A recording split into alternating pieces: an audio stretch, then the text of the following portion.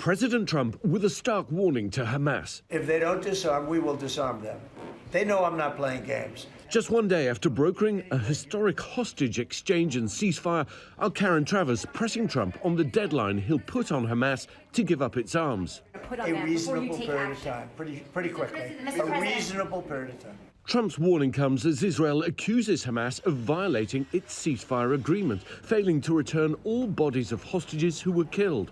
We spoke to Ruby Chen, father of Itai Chen, one of the 2 American hostages whose bodies are still being held by Hamas. As I told the president yesterday, the job is not done.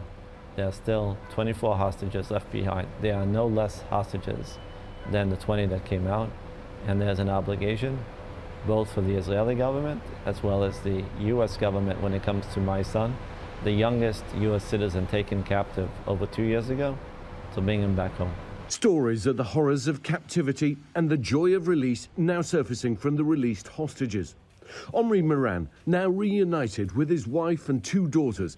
We spoke to his brother-in-law. When I saw him with the girls, I realized that I was waiting for that even more, because those girls were waiting for him for so long, speaking to him, dreaming about him, talking to a poster as if that is there. On Tuesday, the bodies of 3 Israelis were handed back to Israel.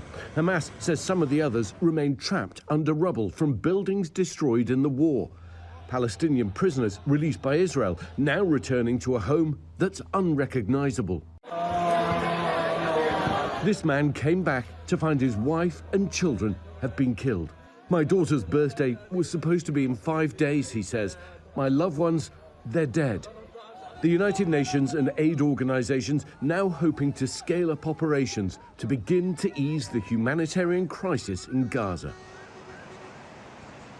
Well, closure for so many, but many still waiting. And we saw them gathering, still meeting, still supporting each other, calling on Israel and America to not forget that their loved ones have not been returned. Today, the first funeral for one of those captives, his parents waiting more than 2 years to bury their son. Michael. All right, Ian, thank you so much for that.